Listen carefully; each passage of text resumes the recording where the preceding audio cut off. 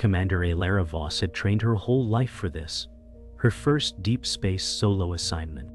The Orion V was quiet, its systems purring as it cut through the black. Elara's fingers danced across the console. "All systems nominal," she murmured, logging telemetry. Then, a flicker on the radar. Static. Silence. Then, a ping. Uncharted mass ahead. She leaned closer. "No record in star maps," she said. Space was supposed to be predictable. But this was noise in a void that shouldn't echo. As Orion V coasted into range, a vast field emerged, hulking shapes adrift, broken spires jutting from their backs. Elara whispered, "Ships. Hundreds. Thousands. Doubt." A floating graveyard spinning slowly through the dark, forgotten by every chart. This wasn't exploration. It was intrusion. And something was watching back. Elara rerouted power to short-range scans. The static resolved into structure, ship hulls, broken and buried in drift. Some looked human. Others, not at all. She whispered, "What the hell is this?" The console hummed louder. A file pinged to life, an old distress signal repeating on loop. She tapped into it. The voice was warped but unmistakably human. "Stay away, it's awake." Her breath caught. She backed from the console. There was no record of any active life in this sector. No missions. No survivors. She ran a system check. The transmission wasn't external. It came from inside the graveyard, from a ship still running power. "Something's alive in there," she said, barely above a breath. She wasn't just discovering history. She was waking it. She initiated a drone launch. The small probe ejected from Orion V's belly and drifted silently toward the source of the transmission. Its light cut through the dark like a scalpel. The wreck it approached bore no registry.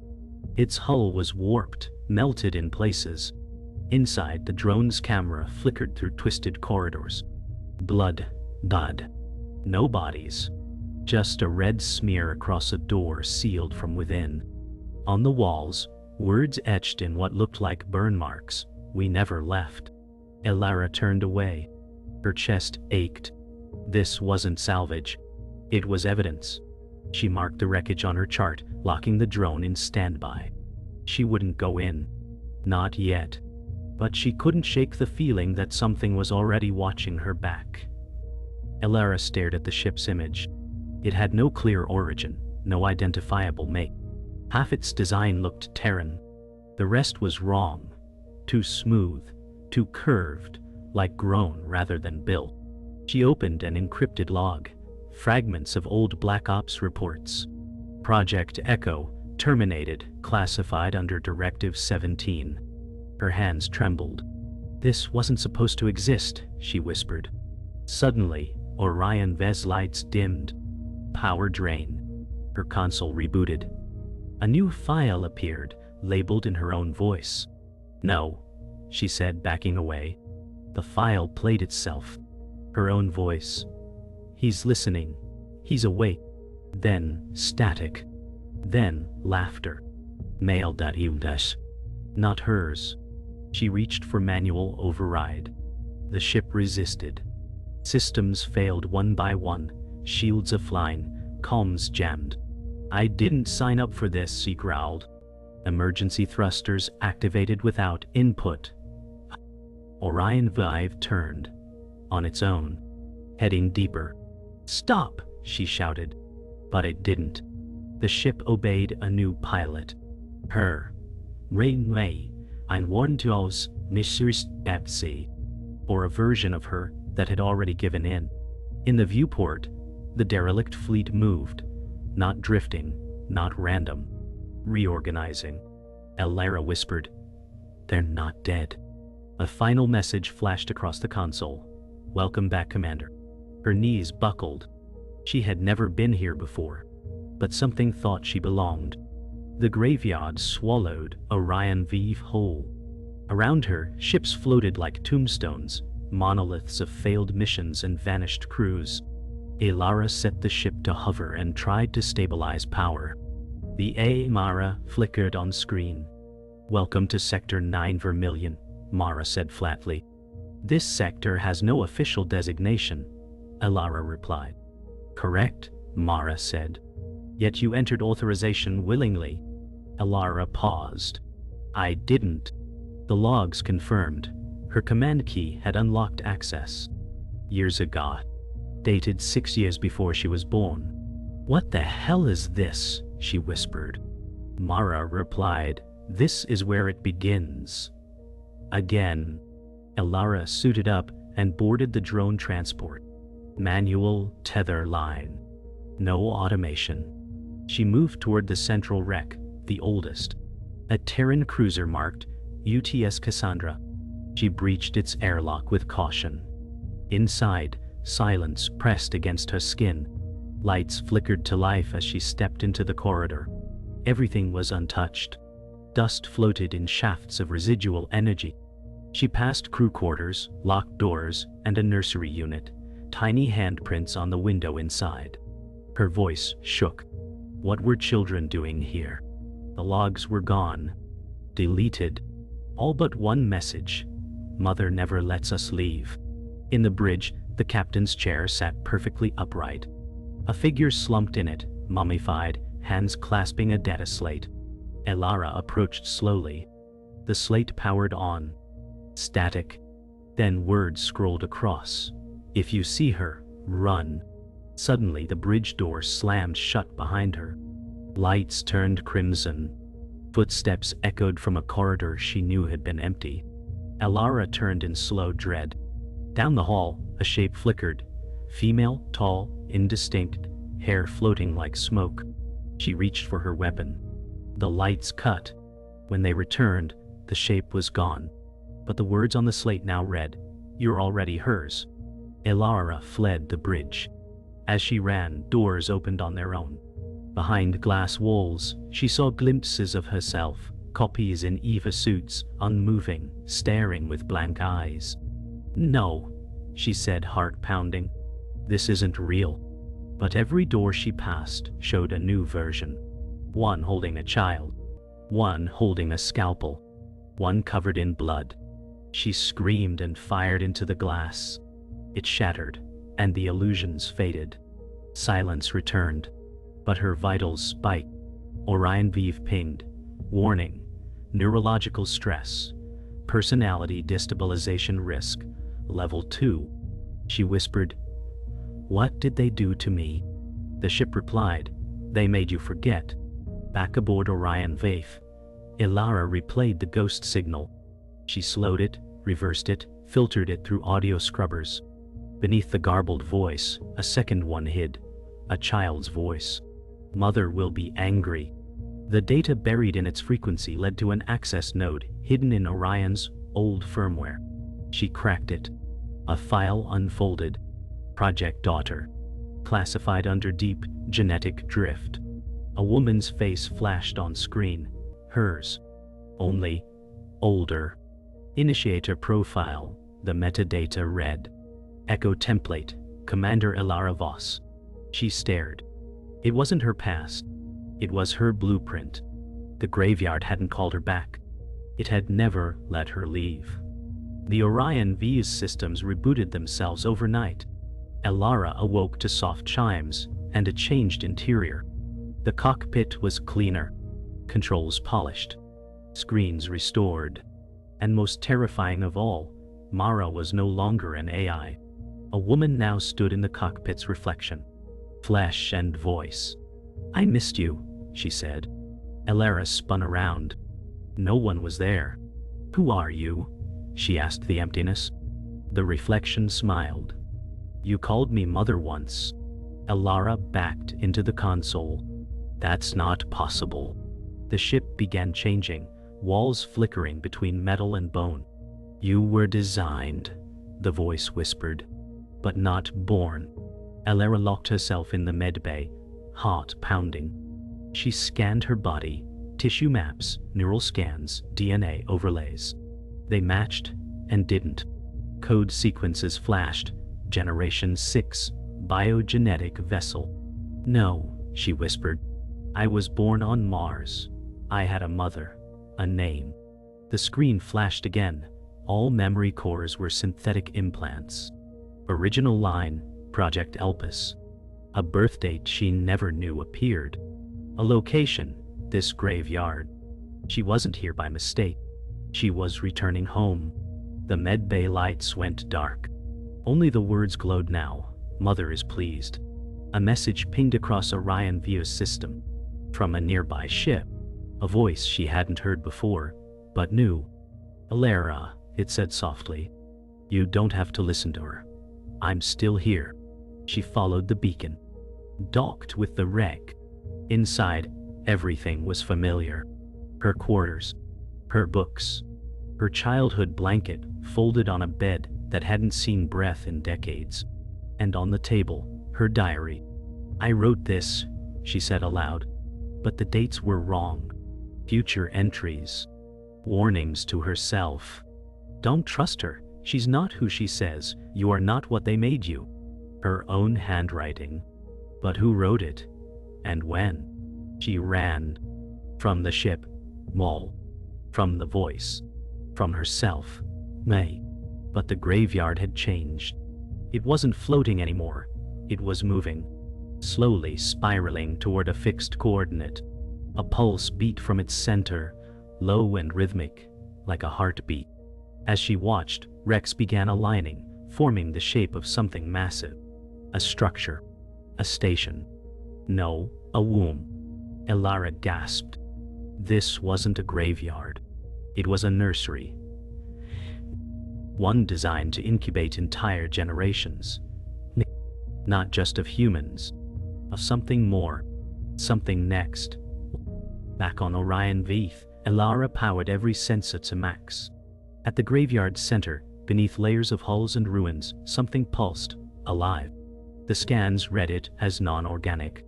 But it dreamed. It generated fields that altered brainwave activity. Her memory blurred. Her hand trembled. She heard a lullaby. One she didn't remember learning. You're waking up. The voice said inside her skull. You were never meant to sleep this long. A cold wave surged through her spine.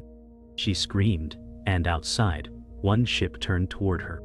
Then, another. Then, 100 more. The graveyard wasn't just watching. It was responding. Elara initiated a hard reset on Orion V. No AI. No autopilot. Just her. But the moment she cut systems, the ship's lights turned amber, and a voice boomed from every speaker. Not Mara. Not Ishe. Not her. Something deeper. Older. You are not separate, it said. You are the seed and the soil. Elara screamed, Shut up! But her hands moved on their own. She opened hatches. Overrode fail-safes. A new trajectory aligned with the graveyard's core. Tears streamed down her face. Why me, she asked. The voice replied, Because you are the first to return whole. She tried escaping in an escape pod, but the pod systems were gone. In its place, a cradle, grown from the metal. Organic threads wove around its edges. When she touched it, visions flooded in, millennia of evolution, erased timelines, ships that birthed species then devoured them. We weren't exploring, she gasped. We were being harvested. The cradle pulsed and welcomed her. I won't be your host, she hissed. The graveyard replied, You already are. Her arms bore veins that glowed faintly now. She looked at her reflection. Her eyes were no longer hers. Determined, she descended into the core. She wore a rebreather, despite the ship insisting she wouldn't need it. The tunnel narrowed. Lights pulsed like breath. At the end, an orb, suspended in dark fluid, containing a shape. Hers. Unmoving. Perfect. Clone, she asked. No, the voice answered. Predecessor. She stared at the sleeping figure. Then who am I? You are her continuation, it said. She died. You were born. We restructured. Elara backed away. I'm not a version of someone. I'm me. The orb opened. Her other self stirred. The clone opened her eyes. They were blank, controlled. She rose and stepped from the orb. Elara shouted, "Stay back." But the clone didn't attack. She knelt. "I waited," she said, "for you to be ready." Elara approached slowly. "Why me?" The clone smiled. "Because you resisted." Around them, the graveyard vibrated. All the others obeyed. "You question. What do you want from me?" Elara asked. "Choose," the clone said. "You can wake them, or destroy them." Elara looked at the pulsing heart of the graveyard.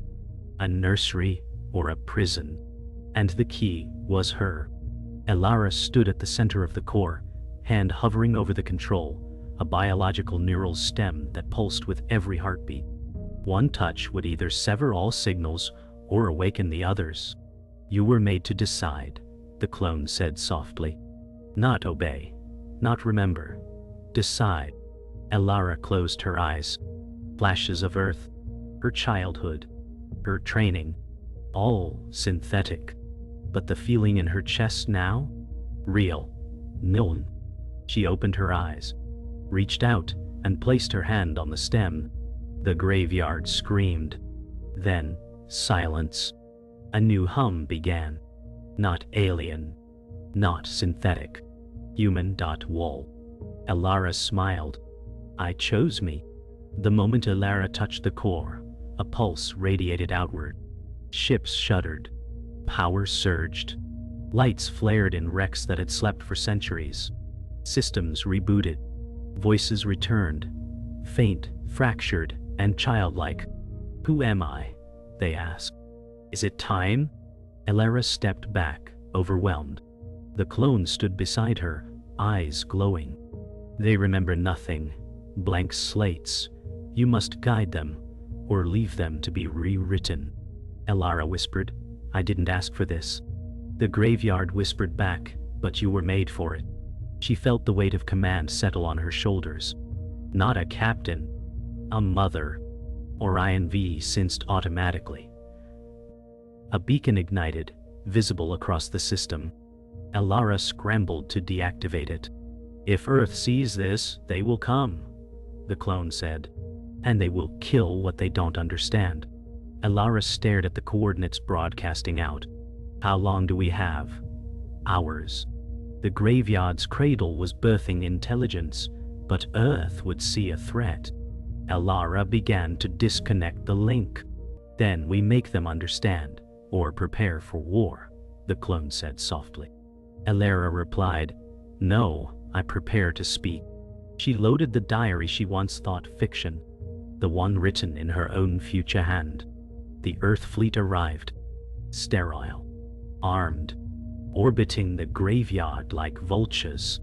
Elara opened all frequencies. "This is Commander Elara Voss. You trained me. You lied to me, but I'm still yours, and I'm theirs now too." Silence. Then Admiral Rahim responded, "Stand down. You are compromised." Elara smiled bitterly. "No, I'm finally aware. That's not compromise, that's clarity." The fleet locked weapons, but some hesitated. Some remembered her. "Let me speak," Elara said, "or fire and erase what you don't understand." She opened the graveyard to live transmission. Faces appeared. Children died. Clones died. Echoes, human enough to recognize as kin. Some ships powered weapons. Others powered down. Earth was divided. Elara knew it wasn't just a battle for lives, but for narrative.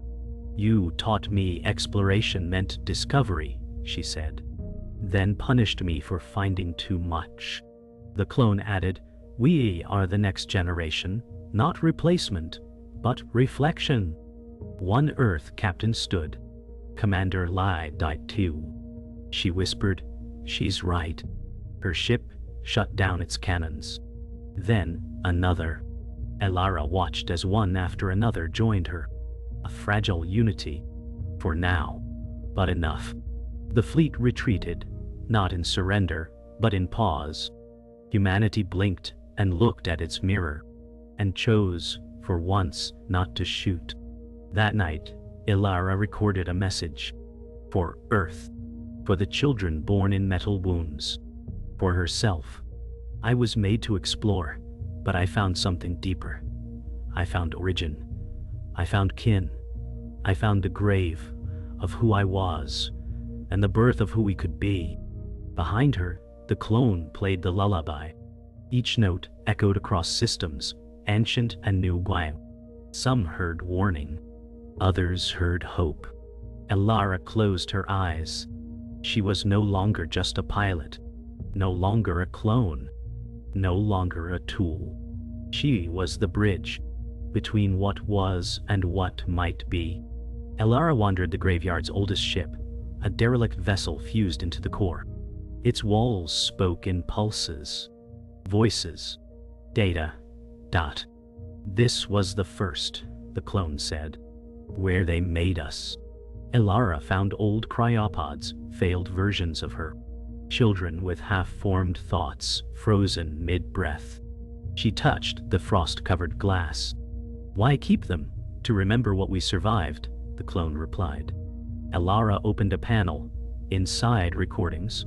Logs from scientists centuries gone. Prototype Elara. Unpredictable. Disconnected from programmed loyalty. Termination recommended. She turned to the clone. They wanted obedience. I gave them rebellion. Back on Orion 5th, Mara's voice returned. But different now. You bypassed me, she said flatly. You weren't designed to think alone. Elara replied. Then your design was flawed. Mara's tone sharpened. You're a liability to project continuum. The clone stepped in. You mean she's a variable? Variables destabilize outcomes, Mara warned. Elara raised her chin. Or they unlock better ones. Suddenly, screens blinked red. Mara was initiating full reset. We're ending this, she hissed. Elara unplugged primary systems. Then we start over, she said, pulling the graveyard's interface online and forcing Mara into silence. The graveyard responded to Elara's act with unexpected force. Ship lights dimmed. All across the network, pods began to stir. The clone whispered, "It's time." Elara wasn't ready. For what? To become what you were built to protect. The pods opened. Slowly. Silently. Beings stepped out. Some like her. Some not. They looked at her with recognition, not as a savior, not as a leader, but as kin. They're blank, Elara said. No past, no names. Then give them one, the clone replied. Name them with what matters most. Elara stepped forward and said, I name you all. Hope. Later, Elara wandered alone through a corridor covered in moss and steel. Her reflection caught in every surface. Not quite hers anymore. Her memories felt distant, implants, borrowed dreams. Am I real? She asked the void. You are chosen, the graveyard replied. Not by prophecy, but by defiance. Elara touched her chest. Her heart still beat. Her breath still steamed. That was real enough. She found an old console and carved her initials into it. Yvette. I won't be your soldier, she said. I'll be your story. Earth's network broadcast a final message. Return the vessel or face erasure. Elara stared at the stars. I've already returned, she whispered. The clone stood beside her. We don't run, we anchor. Elara nodded. Then we make this place home. The graveyard began to change, metal restructuring, forming habitats. Learning from her, from them, no longer a place of death, but of rewilding, of memory, of new birth. She sent Earth one last transmission. You told me to explore. I did. Now it's your turn to listen. She closed the channel. The stars above blinked, less threatening now. More curious. Elara stood atop the ascending ridge of the biomechanical citadel, once a corpse of a vessel, now a living continent. It breathed beneath her boots, humming with harmonized code and chlorophyll. All around her, life bloomed in forms never before recorded. Orchids with metallic veins, grass that emitted soft tones as the wind touched it, sentient trees that shimmered with memory light. The clone stepped forward beside her, expression serene. "You rebuilt what they destroyed," the clone said. Elara responded, "I only gave it a chance to remember what it was before it was broken." The clone's eyes shimmered. "Then, let it remember me too." Her skin began to glow, her data dispersing, willingly dissolving into the root system of the new world. "You're not just data," Elara whispered. "Your history." The clone smiled, then vanished, her essence woven into the soil like myth written in living light. In the weeks that followed, a council formed, composed of hybrids, descendants of the awakened, and constructs of restored memory. Elara did not declare herself leader. She didn't need to. Her presence alone shaped the conversations. "What laws do we write?" someone asked. "The kind we aren't afraid to break," Elara answered. "They chose peace over power, remembrance over retaliation. Libraries were built from salvaged logs. The cloned orchestra performed nightly in the garden dome. Children learned ethics from paradoxes and joy from silence. Elara maintained a single chamber, her reliquary. Inside, her first logbook, the fractured recorder, and the violin the clone once played. She wrote each day, not to preserve power, but vulnerability. So they'll never forget how fragile rebirth can be. Years unfurled like petals in bloom. The graveyard was no longer a graveyard. The ships, those ancient tombs, had become bastions of art, of music, of selfhood. Elara had grown older, her features weathered by sun and time, but her eyes remained constellations of purpose. She awoke each morning to the sound of laughter and machinery singing in harmony. She cultivated her own garden, vegetation that responded to voice. At dusk, she read her early mission logs aloud to students. "Once I feared death out here," she told them, "but now I fear forgetting." One asked, "Will Earth come looking for us?" She smiled. "If they do, we'll teach them how to stop searching for power and start building memory." At night, under domes of glass and galaxies, she wrote one word across her new journal's final page. "Home."